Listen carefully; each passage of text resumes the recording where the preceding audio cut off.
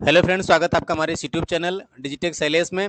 Friend, आपको मालूम होगा कि इस समय जो है बिजली बिल राहत योजना चलाई जा रही है। तो अगर आप एक सीएससी बिल लिए हैं तो आप जो है इस योजना में उपभोक्ताओं का पंजीकरण करके उनको इस सर्विस दे सकते हैं और इस सर्विस के माध्यम से जो है आपको कुछ कमीशन भी दिया जाएगा। तो फ्रेंड, आपको मालूम होगा कि हमने पिछली वीडियो में जो दिखाया था उसमें जो है सीएससी डिजिटल सेवा पोर्टल के माध्यम से एक आईडी बनाई जा रही थी, ई वॉलेट एजेंट आईडी थी।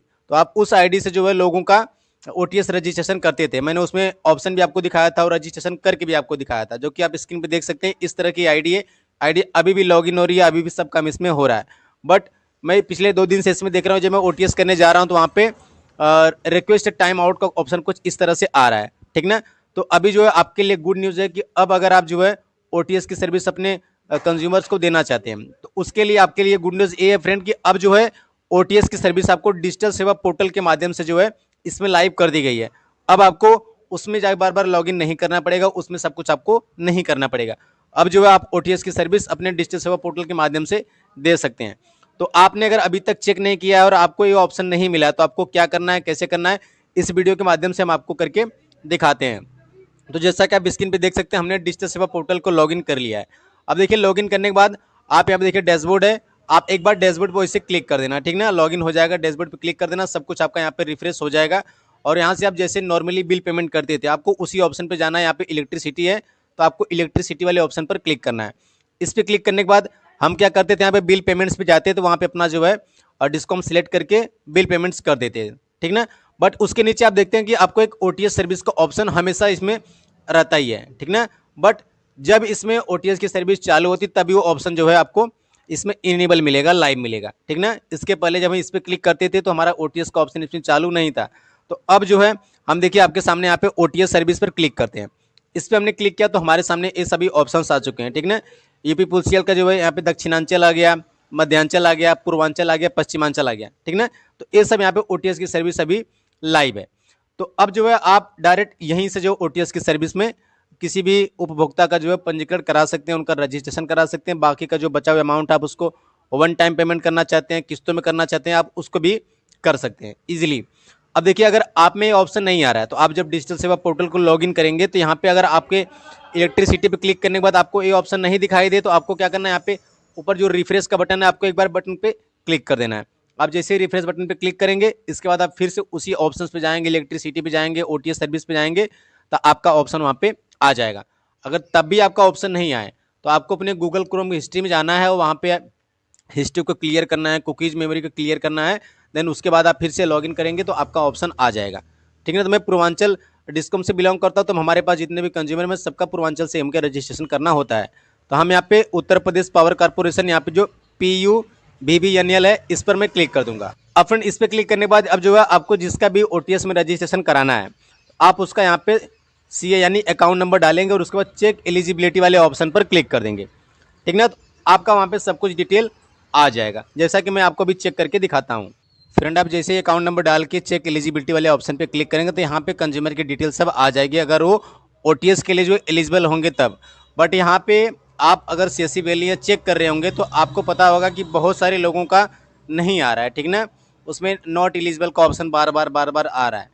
तो उसको समझने के लिए आप हमारी पुरानी वीडियोज़ को देख लीजिए, मैंने इन सभी पर जो है चर्चा की हुई है। तो आपको उसमें अच्छे से समझ आ जाएगा जिनका नहीं आ रहा है उनका कब से आएगा, किनका आएगा, किनका नहीं आएगा, किस रीजन से नहीं आ रहा है। तो वो सब कुछ मैंने बताया हुआ है, लिंक आपको डिस्क्रिप्शन बॉक्स में मिल जाएगी। तो जिनका आ रहा है उनका इस तरह से शो कर जाएगा, ठीक ना। इसमें देखिए नाम तो नहीं आ रहा लेकिन आपको कंज्यूमर का नंबर ध्यान से मिला के तभी उसको चेक करना है यहाँ पे। अब देखिए इस तरह से ऑप्शन आने के बाद यहाँ पे देखिए सबसे पहला चरण भी ओपन है तो पहला चरण के यहाँ पे ऑप्शन हाईलाइट है और इसी तरह से इंस्टॉलमेंट में आपको दोनों हाईलाइट मिलेगा।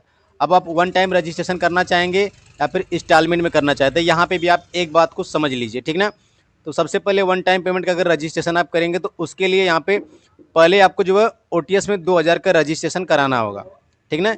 इनकी टोटल बिल देखिए यहाँ पे 6000 ये हो गया और यहाँ पे 2000 ये हो गया और यहाँ पे ए टोटल तीनों जोड़ेंगे तो जितनी बिल इनकी होगी उतनी बिल आपको जो है टोटल बिल अगर आप डायरेक्ट अपने आपको मैसेज आएगा उसमें देखेंगे या फिर यूपी पीसीएल की साइट पे देखेंगे तो तीनों अमाउंट जो यहाँ पे है ये तीनों अमाउंट वहाँ पे शो करेगा, ठीक। अब इसमें जो माफ़ी होगी कंज्यूमर की जो 31 मार्च 2025 के पहले जो अमाउंट था उसी अमाउंट पे 25% की छूट मिलेगी मूलधन में, और उसी अमाउंट का 100% सरचार्ज भी माफ़ होगा, ठीक ना। तो उस समय आपकी जितनी बिल थी, आप उस समय की बिल में जो सरचार्ज था उसको भी आप देखेंगे तो इतना आएगा, और वहाँ पे जो है उसका जो ब्याज था 100%, उसको जो दोनों मिलाएंगे तब आपका यहाँ पे इतना ब्याज माफ़ होगा। जो भी माफ़ी होगी दोनों मिला के यहाँ पे आपको दिखाई देगा। बाकी नए वाले पोर्टल में आपको अलग अलग बताता था कि आपका कितना ब्याज है, कितना मूलधन की छूट है, सब कुछ आप हमारी पुरानी वीडियो देखेंगे तो आपको समझ में आ जाएगा। अब जैसे कि मान लीजिए ये ऑप्शन आपके सामने आ चुका है, आपको रजिस्ट्रेशन करना है, तो आप यहाँ पे इस वाले ऑप्शन को टिक करेंगे। इस पर करने के बाद आपको यहाँ पे कंज्यूमर का मोबाइल नंबर डालना है, सेंड OTP पे क्लिक करना है। आप एक ही मोबाइल नंबर को हर कंज्यूमर में नहीं डालेंगे, ठीक ना, अलग कंज्यूमर का अलग मोबाइल नंबर डालें, यानी यूनिक नंबर, ठीक ना। एक ही मोबाइल नंबर आप 2 लोगों 3 लोगों में नहीं डालेंगे, ठीक ना। उसको सिलेक्ट करने के बाद आप यहाँ पे मोबाइल नंबर डालेंगे, सेंड OTP पे क्लिक करेंगे, OTP आ जाएगा, OTP डाल के सबमिट कर देंगे, इनका OTS में रजिस्ट्रेशन हो जाएगा, ठीक ना। अब जैसे मान लीजिए कि यहाँ पे 2000 इनका OTS आप करेंगे, और इसके बाद इनकी कितनी बिल बची, 6056 रुपये बची बिल। आप OTS जब करेंगे तो अगर हो सकता है आपके रिसिप्ट में यहाँ पे सब कुछ आ जाए, बट आप फिर से जब बिल चेक करने जाएंगे तो आपकी बिल में जो है आपका टोटल यहाँ पे 8056 दिखाया, यानी जो OTS का चार्ज आपका माइनस नहीं रहेगा, उसमें अपडेट नहीं रहेगा। तो आप उसको 24 से 36 48 घंटे बाद देखेंगे तो आपका वो भी अमाउंट वहाँ पे माइनस हो जाएगा, यानी अपडेट हो जाएगा, ठीक ना। तो यहाँ पे क्योंकि हमने किया था उस वाले ई वॉलेट से, तो वहाँ पे ऐसा आया था, ठीक ना। बस 36 घंटे बाद मैंने कुछ ही घंटे बाद मैंने देखा तो वहाँ पे अमाउंट अपडेट हो चुका था। तो इस तरह से आपको भी करना, पहले रजिस्ट्रेशन करना है, फिर बाकी का जो बचा हुआ अमाउंट होगा उसको आपको अगेन आके जैसे आप नॉर्मली बिल पेमेंट करते तो उसी तरह से आप उसको पेमेंट कर दिया करें, ठीक ना। या फिर आप इसी वाले ऑप्शन पे आएंगे तो यहाँ पे ऑलरेडी दिखाएगा, तो आप उसका अमाउंट रजिस्ट्रेशन करने के बाद अगर तुरंत पे करने का ऑप्शन आता है तो आप तुरंत उसको पे कर दें। तो बस यही फ्रेंड आपको समझाना था कि आप इसमें किस तरह से समझ के किस तरह से आपको जो है करना है। लेकिन इसमें सर्वर की इशू जो है उस वाले पोर्टल में भी आती थी और इसमें भी आ रही है। तो आप जो है अपने डिस्ट्रिक्ट मैनेजर से बात कर लिया करें, जो है आपको जो भी अपडेट वो देते हैं, जैसे करने के लिए बताते हैं, जो भी एरर आपके सामने आता है, क्योंकि हम आपको सिर्फ वीडियो के माध्यम से बता सकते हैं, और उसमें आपको जो है अलग अलग एरर देखने को मिलेंगे। किसी के कमेंट में अलग एरर आ रहा था, किसी भाई के कमेंट में अलग एरर दिखाई दे रहा है, ठीक ना। इसमें एक तो SDO ऑफिस जाने के लिए बोल रहा है, नॉट एलिजिबल दिखा रहा है। बहुत लोग जब OTS कर दे रहे हैं तो उनका जो OTS का चार्ज है टोटल बिल में माइनस नहीं हो रहा है, बिल अपडेट नहीं हो पा रही है, तो ऐसा ऐसा एरर वहाँ पे दिखाई दे रहा है। तो अभी जो है हमें आपको जो यही बताना था कि डिजिटल सेवा पोर्टल के माध्यम से जो है अभी सर्विस लाइव हो चुकी है, और इसका जो पूरा लाइव सेशन था मैंने उसको देखा था, और उसके बाद ही मैं वीडियो को शूट कर रहा हूँ। तो आपको अगर इससे रिलेटेड और भी कोई कन्फ्यूज़न है, कोई डाउट है, तो आप मुझे कमेंट बॉक्स में पूछ सकते हैं। उसका जो भी जवाब हमारे पास होगा हम आपके साथ साझा करेंगे। और इसमें भी बताया गया कि आप जब रजिस्ट्रेशन करेंगे तो रजिस्ट्रेशन पे पर रजिस्ट्रेशन आपको जो है 100 रुपीज़ मिलेगा, जो कि 100 रुपीज़ में 80% BLE का होगा और 20% जो है CSC का होगा। तब 100 में से मान लीजिए 80% यानी कि 80 रुपया आपका है, तो उस 80 रुपये में आपका जो है TDS भी कटेगा, ठीक ना। तो TDS आपका कटने के बाद 78 रुपये 40 पैसे मिलेगा, ऐसा बताया जा रहा है। तो आप जब रजिस्ट्रेशन करेंगे उसके बाद आप देखेंगे आपको कितना कमीशन मिल रहा है। बाकी रजिस्ट्रेशन के बाद जो प्रिंसिपल अमाउंट आपका बचेगा यहाँ पे, जैसे इसमें ये शो कर रहा है, अगर आप इसको भी वन टाइम पेमेंट करते हैं तो इस पर भी बताया जा रहा है कि आपको 5% का जो है कमीशन मिलेगा, और उसमें भी जो है 80% और 20% का रेशियो बताया गया है। तो आप उसको एक बार चेक कर लें, देख लें, आपको जैसा भी आपके सामने आए आप उसके माध्यम से अगला रजिस्ट्रेशन कर सकते हैं। बाकी कोई भी कन्फ्यूजन हो तो आप कमेंट बॉक्स में पूछ सकते हैं।